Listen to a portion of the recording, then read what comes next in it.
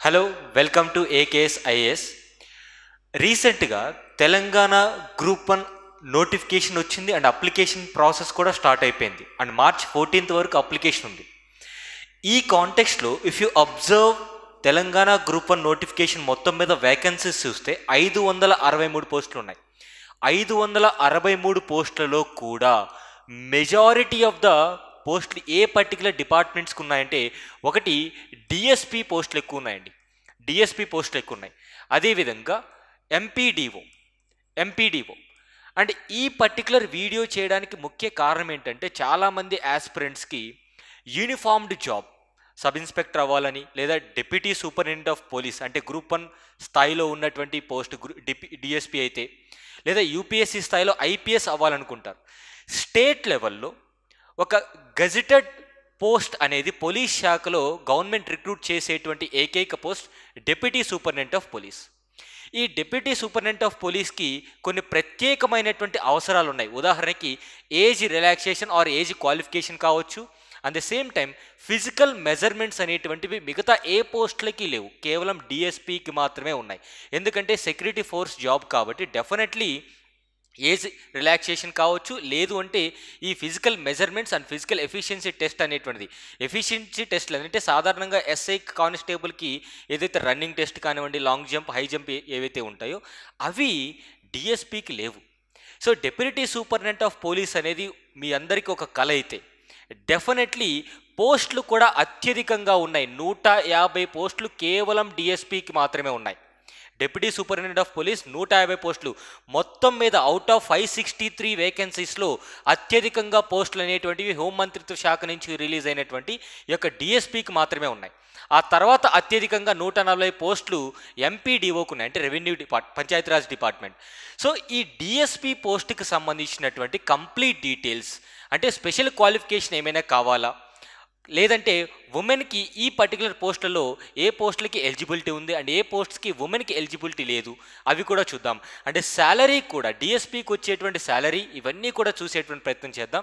And ఇక్కడ clear కట్గా నోటిఫికేషన్లో ఏ డేటా అయితే ఇచ్చారో విత్ రెస్పెక్ట్ టు వేకెన్సీస్ కావచ్చు అండ్ ఏజ్ రిలాక్సేషన్ కావచ్చు అండ్ ఏజ్కి సంబంధించి మినిమం ఏజ్ ఎంత ఉండాలి, మ్యాక్సిమం ఏజ్ ఎంత ఉండాలి, శాలరీ కూడా మెన్షన్ చేశారు. నోటిఫికేషన్లో శాలరీ కూడా మెన్షన్ చేశారు. సో పోస్ట్ కోడ్స్ కూడా మనకి చాలా ఇంపార్టెంట్. అప్లికేషన్ ఫిల్ చేసేప్పుడు ఒక విషయం గుర్తుపెట్టుకోవాలి, గ్రూప్ 1 ఆస్పిరెంట్స్ అందరూ కూడా అప్లికేషన్ ఫిల్ చేసేప్పుడు పోస్ట్ కోడ్ అనేది గుర్తుపెట్టుకోవాలి. ఎందుకు అంటే అక్కడ కొన్ని స్పెషల్ క్వాలిఫికేషన్స్ అడగడం జరుగుతుంది. ఉదాహరణకి ట్రెజరీ డిపార్ట్మెంట్ కావచ్చు, లేదు అంటే డిప్యూటీ సూపరింటెండెంట్ ఆఫ్ పోలీస్ అనేటువంటి వేకెన్సీకి మీరు ఫిల్ చేయాలనుకున్నా, లేదంటే భవిష్యత్తులో డిఎస్పీ అవ్వాలనుకున్నప్పటికీ కూడా ఇలాంటి పోస్టులకి సంబంధించి స్పెషల్ క్వాలిఫికేషన్ అక్కడ అవసరం ఉంటుంది. కాబట్టి దానికోసమైనా పోస్ట్ కోడ్ మీరు చూడాలి. ఇక్కడ నేను చెప్పేటువంటిది నేమ్ ఆఫ్ ద పోస్ట్ వచ్చేసి మొత్తం 3 కూడా డిఎస్పీ పోస్టులే, 3 కూడా డిఎస్పీ పోస్టులు, డిఎస్పీ స్థాయి పోస్టులు. సో పోస్ట్ కోడ్ నెంబర్ 279 ఈ 3 పోస్ట్ కోడ్లు మొత్తము కూడా డిప్యూటీ సూపరింటెండెంట్ ఆఫ్ పోలీస్ స్థాయి ర్యాంక్స్ అనమాట. So deputy superintendent of police category 2 police service, deputy superintendent of police జైళ్ళ శాఖ only men can apply. Post code number 7కి కేవలం మెన్ ఈజ్ ఎలిజిబుల్ అండి, ఇక్కడ అదే చెప్తున్నారు. అండ్ జైల్ సర్వీసెస్కి సంబంధించి అండ్ అసిస్టెంట్ ఎక్సైజ్ సూపరింటెండెంట్ ఇది ఎక్సైజ్ శాఖకు సంబంధించినటువంటిది. సో వీటన్నిటికి సంబంధించినటువంటి డీటెయిల్స్ ఇక్కడ మీరు చూస్తే వేకెన్సీస్ డిఎస్పీకి సంబంధించినటువంటి వేకెన్సీస్ 115 ఉన్నాయి. సింపుల్గా 3 స్టార్ ర్యాంక్ అనేటువంటిది మీకు ఉంటుంది ఇక్కడ. సో 115 అంటే 115 పోస్టులు కేవలం డిఎస్పీ ఉన్నాయి. ఈవెన్ డిప్యూటీ కలెక్టర్కి సంబంధించినటువంటి వేకెన్సీ కూడా ఎన్ని లేవు.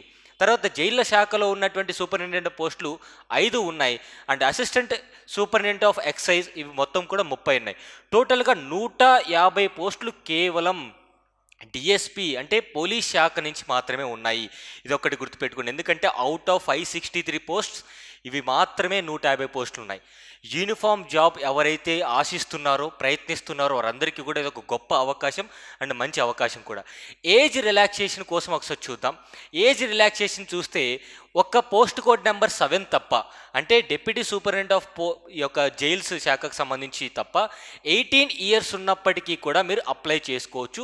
కాకపోతే ఎడ్యుకేషన్ క్వాలిఫికేషన్ కూడా చాలా ఇంపార్టెంట్. ఇక్కడ చూడండి, minimum or maximum age. So minimum అనేటువంటిది డిప్యూటీ సూపరింటెండెంట్ ఆఫ్ పోలీస్కి అప్లై చేయాలంటే మినిమం ఏజ్ కంపల్సరీగా 21 ఇయర్స్ ఉండాలి అండ్ 35 ఇయర్స్ లోపు ఉండాలి. 21 to 35 లోపు. అండ్ ఈ ఏజ్ లిమిట్ అనేది అడిషనల్గా మీకు ఏజ్ రిలాక్సేషన్ అనేటువంటిది కూడా ఉంటుంది. ఏజ్ రిలాక్సేషన్ అనేటువంటిది కూడా ఉంటుంది. ఒకవేళ మీరు ఓబీసీ సంబంధించిన వాళ్ళైతే +3 years, scheduled caste and scheduled ట్రైబ్కి సంబంధించిన వాళ్ళైతే +5 ఇయర్స్. సో +3 ఇయర్స్ కానివ్వండి అండ్ +5 ఇయర్స్ అనేటువంటిది మీకు అడిషనల్గా రాబోతుంది. ఒకసారి నోటిఫికేషన్ కూడా క్లియర్గా చూడండి. సో ఇదే +3 ఆర్ +5 అనేటువంటిది క్లియర్ కట్గా ఉంటుంది. అదేవిధంగా జైళ్ళ శాఖకు సంబంధించి 18 to 35 ఇయర్స్ లోపు ఇక్కడ శాలరీ చూడండి. Deputy superintendent of police salary వచ్చేసి స్టార్టింగ్ మీకు ఇచ్చే శాలరీ 58,850 రూపాయలు. ఇది బేసిక్ శాలరీ అంటాం. దీనిపైన అలవెన్సెస్తో కలుపుకుంటే దాదాపుగా మంత్లీ 80,000 రూపాయలు శాలరీ వస్తుంది. Starting 80,000 salary in the government service అంటే ఒక డిప్యూటీ కలెక్టర్, అదేవిధంగా డిప్యూటీ సూపరింటెండెంట్ ఆఫ్ పోలీస్కి మాత్రమే గెజిటెడ్ స్థాయి పోస్టులు కాబట్టి వాటికి ఈ యొక్క శాలరీ లిమిట్ అనేది ఉంటుంది. ఇది లోవర్ లిమిట్, ఇది హయ్యర్ లిమిట్ శాలరీ అనమాట. ఈ శాలరీ ఇప్పుడున్నటువంటి సీనియర్ మోస్ట్ డిఎస్పీ రిటైరింగ్ ఏజ్లో ఉంటారు కదా, వాళ్ళకి ఈ శాలరీ వస్తుంది. బేసిక్ శాలరీ ఇది అనమాట. సో మీరు భవిష్యత్తులో కాబోయే డిఎస్పీలు కాబట్టి ఈ రేంజ్ శాలరీ అనేటువంటిది మీకు స్టార్ట్ అవుతుంది. ఇది స్టార్టింగ్ శాలరీ, ఇది ఎండింగ్ శాలరీ అనమాట. నౌ జైళ్ళ శాఖకు సంబంధించినటువంటి డిఎస్పీ కూడా ఒక 4,000 రూపాయలు తక్కువ ఉంది. తర్వాత excise assistant excise superintendent of పోలీస్కి 51,000 రూపాయలు స్టార్టింగ్ శాలరీ, ప్లస్ దానిపైన అలవెన్సెస్ కూడా ఉంటాయి. సో ఓవరాల్గా మీరు గమనిస్తే ఒక్కసారి డిఎస్పీ అయ్యారంటే స్టార్టింగ్ శాలరీ 80,000 రూపాయలు ఉంటుంది. స్టార్టింగ్ శాలరీ 80,000 రూపాయలు ఉంటుంది.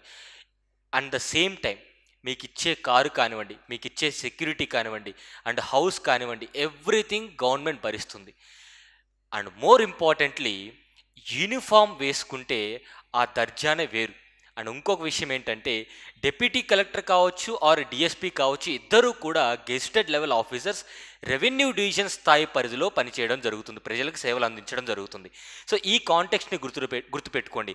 21 ఇయర్స్కి లేదా 25 ఇయర్స్కి మీరు డిఎస్పీ అయ్యారు అంటే జస్ట్ రిమెంబర్ అడిషనల్ డీజీ స్థాయి వరకు వెళ్ళేటువంటి అవకాశం ఉంటుంది. అడిషనల్ డీజీ స్థాయి వరకు ఇది మాత్రం గుర్తుపెట్టుకోండి. యూపీఎస్సీ రిక్రూట్ చేస్తే మనకి ఐపీఎస్ అనేటువంటి పదవి ఉంటుంది.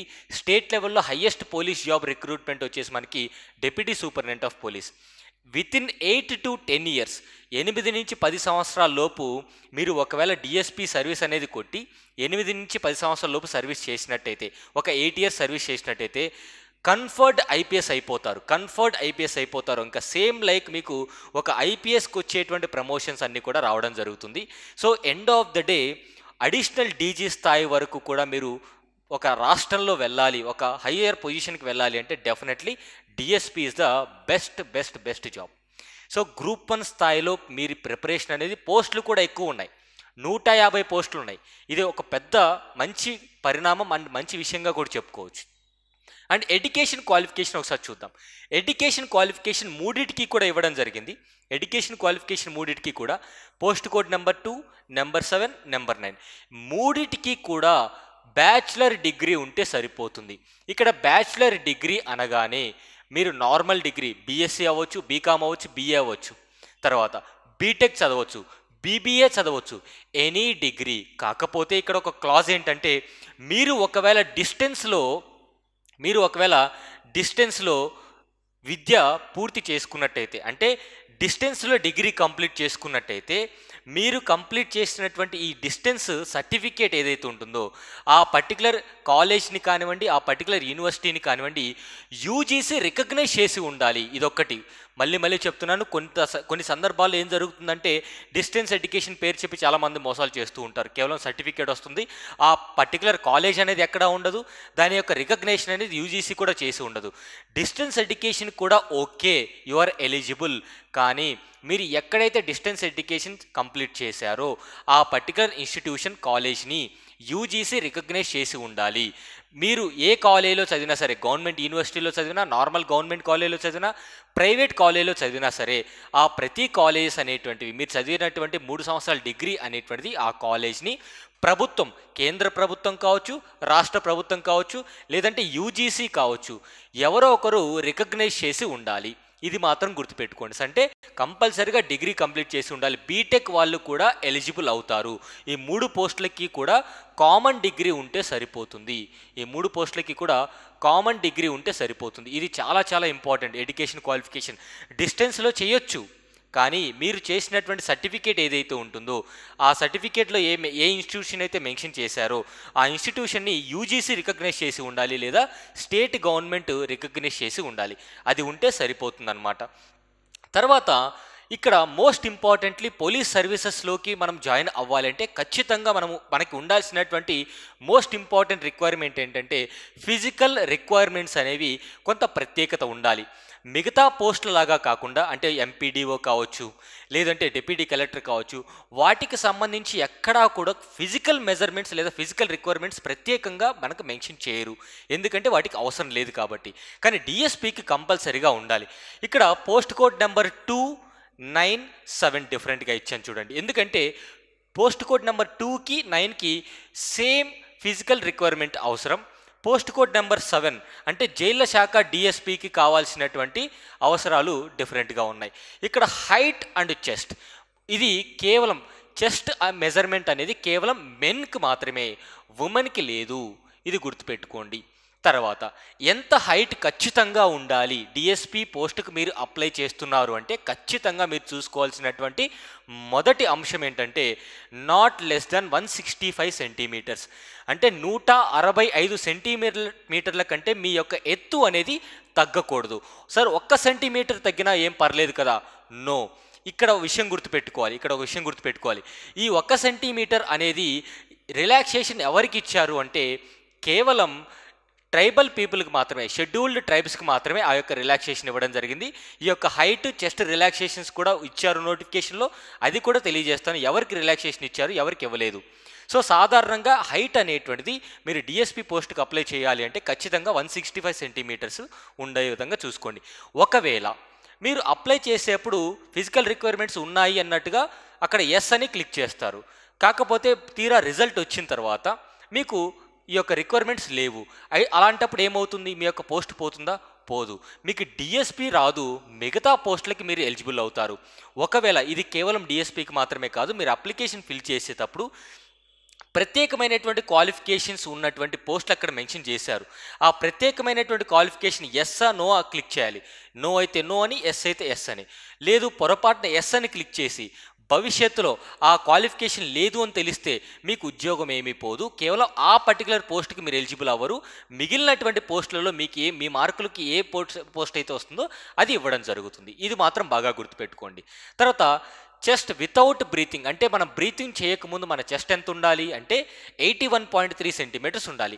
ఇక్కడ ఒక డౌట్, సార్ ఒకవేళ 78 సెంటీమీటర్స్ ఉండి బ్రీతింగ్ అనేది up to 86 metres or 87 centimetres వరకు మనం బ్రీత్ ఇన్హలేషన్ చేసినప్పుడు చెస్ట్ మెజర్మెంట్ వచ్చింది అనుకోండి, ఈజ్ ఇట్ ఓకే?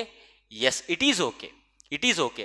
అంటే సాధారణంగా అక్కడ ఇచ్చినటువంటి నోటిఫికేషన్ ఏం చెప్పారు అంటే మీరు ఫుల్ చెస్ట్ అనేటువంటిది, అంటే బ్రీతింగ్ తీసుకున్నప్పుడు మీ చెస్ట్ మెజర్మెంట్ అనేది 86.3 సెంటీమీటర్ల కంటే 0.1 సెంటీమీటర్ కూడా తగ్గకూడదు. ఇది గుర్తుపెట్టుకోండి. 86.3 సెంటీమీటర్స్ ఫుల్ చెస్ట్ అంటాం దాన్ని. సో దానికంటే తక్కువ 1 సెంటీమీటర్ ఉన్నా మనం ఎలిజిబుల్ అవ్వము. 2-3 అంటే 2-3 టైమ్స్ మెజర్మెంట్ చేస్తారు, కానీ ఫైనల్గా వాళ్ళు తీసుకున్నటువంటి ఏదైతే నిర్ణయం ఉంటుందో దానికి కట్టుబడి ఉండాలి, మెడికల్ బోర్డు తీసుకున్నటువంటి నిర్ణయానికి. తర్వాత ఇక్కడ ఇందాక నేను చెప్పినట్టు 78 సెంటీమీటర్స్ ఉండి లేదా 79 సెంటీమీటర్స్ ఉండి ఇక్కడ ఇచ్చినటువంటి సెంటీమీటర్కి రీచ్ అయితే మనం కొంచెం సెంటీమీటర్ తక్కువ ఉండి బ్రీత్ ఇన్హలేషన్ తీసుకున్నప్పుడు ఈ యొక్క చెస్ట్ ఫుల్ మెజర్మెంట్ అనేది 86.3 వస్తే సరిపోతుందా? సరిపోతుంది. తర్వాత అసిస్టెంట్ ఎక్సైజ్ సూపరింటెండెంట్ కూడా సేమ్ 165 సెంటీమీటర్స్ కంటే తక్కువ హైట్ ఉండకూడదు, అదేవిధంగా చెస్ట్ మెజర్మెంట్స్ కూడా సేమ్ యాజ్ ఇట్ ఈజ్ అనమాట. ఇక్కడ మీరు గమనిస్తే డిప్యూటీ ఎస్పీ ఆఫ్ జైళ్ల శాఖకు సంబంధించినటువంటి డిఎస్పీ కావాలి అంటే ఖచ్చితంగా మీ యొక్క హైట్ అనేది 167.6 సెంటీమీటర్స్. నార్మల్ డిఎస్పీ అంటే కేటగిరీ 2 కంటే జైళ్ల శాఖ డిఎస్పీకి ఎత్తు అనేది దాదాపుగా 2.6 సెంటీమీటర్లు, అంటే 1 ఇంచు ఎక్స్ట్రాగా ఉండాలి. ఇది గుర్తుపెట్టుకోండి, 1 ఇంచు హైట్ అనేది ఎక్స్ట్రాగా మీరు ఉండాలి. తర్వాత chest measurements same. Chest measurements అనేటువంటివి వీటికి కూడా సేమ్. సో చెస్ట్ మెజర్మెంట్స్ అనేటువంటివి 3 పోస్టులకి కూడా సమానంగా ఉంది. హైట్ మాత్రమే ఇక్కడ డిఎస్పీ ఆఫ్ జైళ్ల శాఖకు సంబంధించి హైట్ మాత్రమే ఎక్కువ, 1 ఇంచ్ ఎక్కువగా ఉంది. ఇది ద మోస్ట్ ఇంపార్టెంట్. ఈ ఫ్యాక్టర్స్ మీరు చూసుకోవాలి my dear friends. So chest ఇప్పుడు వస్తున్నా లేకపోయినా, బ్రీతింగ్ తీసుకుపోయినా ఇప్పుడేం కంగారు పడొద్దు. మీరు అప్లికేషన్ ఫిల్ చేసి ఎగ్జామ్ రాసి క్వాలిఫై అయిన తర్వాత, మెయిన్స్ రాసిన తర్వాత అప్పుడు చూసుకోవచ్చు మీరు చేసేటువంటి వ్యాయామం కావచ్చు, what ever it may be. So provided that A candidate belonging to scheduled tribe category for appointment by direct recruitment shall not be less than 164 centimeters. 164 centimetres. దేనికి? డిఎస్పీ పోస్ట్కి 164 సెంటీమీటర్ల కంటే తక్కువ ఉండకూడదు. అంటే ఎస్టీ పీపుల్కి, షెడ్యూల్ కాస్ట్ ట్రైబల్ పీపుల్కి ఏదైతే ఇక్కడ ఉందో 1 సెంటీమీటర్ మాత్రమే మీకు రిలాక్సేషన్ అనేది ప్రొవైడ్ చేయడం జరిగింది. అదేవిధంగా చెస్ట్ మెజర్మెంట్ కూడా నాట్ లెస్ దాన్ 83.8 సెంటీమీటర్స్. అంటే ఇక్కడ ఇది ఫుల్ చెస్ట్ అనమాట. ఎప్పుడైతే 83.8 సెంటీమీటర్స్ అంటున్నారంటే ఫుల్ చెస్ట్. ఉదాహరణకి మీరు బ్రీతింగ్ తీసుకున్నప్పుడు ఫుల్ చెస్ట్ అనేది ఇంత ఉండాలి. సపోజ్ చెస్ట్ బ్రీతింగ్ తీసుకోకముందు 75 సెంటీమీటర్స్ ఉందనుకోండి, బ్రీతింగ్ తీసుకున్న తర్వాత ఖచ్చితంగా 83.8 సెంటీమీటర్స్ క్రాస్ అవ్వాలి, లేదా అంత రావాలన్నమాట. సో బ్రీతింగ్ మాత్రం ఈ పాయింట్కి రీచ్ అవ్వాలి, ఇది మాత్రం గుర్తుపెట్టుకోండి. తర్వాత provided further that women candidates for appointment by direct recruitment shall not be less than 150 centimeters. అంటే ఎవరైతే ఉమెన్ అప్లై చేస్తున్నారో, అపార్ట్ ఫ్రమ్ జైళ్ల శాఖ డిఎస్పీ కాకుండా మిగతా డిఎస్పీ పోస్టులకు అప్లై చేస్తున్న వారు ఖచ్చితంగా హైట్ అనేది 150 సెంటీమీటర్, అంటే కరెక్ట్గా 5 అడుగుల ఎత్తు కంటే తక్కువ ఉండకూడదు. మీ యొక్క వెయిట్ కూడా 45.5 kgs కంటే, వెయిట్ అనేది ఓకే, నో ప్రాబ్లం, మీరు తక్కువ ఉన్నా ఇంక్రీజ్ అవ్వచ్చు, లేదా ఎక్కువ ఉన్నా తగ్గిపోవచ్చు. హైట్ అనేది చెక్ చేసుకోండి. హైట్ అనేది చెక్ చేసుకున్న తర్వాతనే 150 సెంటీమీటర్స్ లేదా 164 సెంటీమీటర్స్ లేదా 165 సెంటీమీటర్స్ హైట్ ఎలిజిబుల్ అవుతున్నారు అంటేనే డిఎస్పీ పోస్ట్కి స్పెషల్ రిక్వైర్మెంట్ మీకు ఉందా లేదా, ఎస్ క్లిక్ చేయండి, లేదు అంటే నో క్లిక్ చేసేయండి. సో ఇలాంటి అంశాలు చాలా జాగ్రత్తగా గుర్తుపెట్టుకోవాలి. మళ్ళీ చెప్తున్నాను, తెలంగాణ రాష్ట్రం ఆవిర్భవించిన తర్వాత డిఎస్పీ పోస్టులు ఇంత భారీ ఎత్తు స్థాయిలో ఈ యొక్క నోటిఫికేషన్ రావడం చాలా గ్రేట్ అని చెప్పవచ్చు.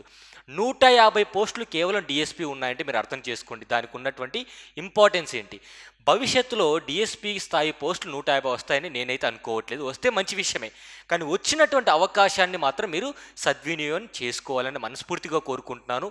శాలరీ కూడా చూశారు, హైట్ అండ్ చెస్ట్ మెజర్మెంట్స్ కూడా చూశారు, ఎడ్యుకేషన్ క్వాలిఫికేషన్ కూడా చూశారు. బీటెక్ వాళ్ళు కూడా డిఎస్పీ పోస్ట్కి ఎలిజిబుల్ అవుతారు, ఎందుకంటే కామన్ డిగ్రీ అడుగుతున్నారు, బ్యాచిలర్ డిగ్రీ. బీటెక్ అంటే bachelor of technology, so yours also bachelor degree అనమాట. సో ఇది డిఎస్పీ స్థాయికి సంబంధించినటువంటి డీటెయిల్స్. సో మరిన్ని ఫర్దర్ డీటెయిల్స్ మీకు ఏమైనా కావాలి అంటే డెఫినెట్లీ కామెంట్ బాక్స్లో కమెంట్ చేయండి. నోటిఫికేషన్కి సంబంధించినటువంటి కంప్లీట్ డీటెయిల్స్ ఆల్రెడీ చెప్పాము అండ్ చెప్పబోతున్నాము. అండ్ అప్లికేషన్ ప్రొసీజర్ ఎలా ఉండబోతుంది, ఎలా అప్లై చేయాలి, ఎలాంటి మిస్టేక్స్ లేకుండా అప్లై చేసుకోవడం ఏ విధంగా ఉంటుందని చెప్పేసి నేను ఆల్రెడీ మీకు ఒక వీడియో చేస్తాను. దానికి సంబంధించినటువంటి ఎలాంటి డౌట్స్ ఉన్నా సరే కమెంట్ బాక్స్లో కమెంట్ చేయండి, so that I will personally reply to each and every comment. Thank you so much. Have a nice day.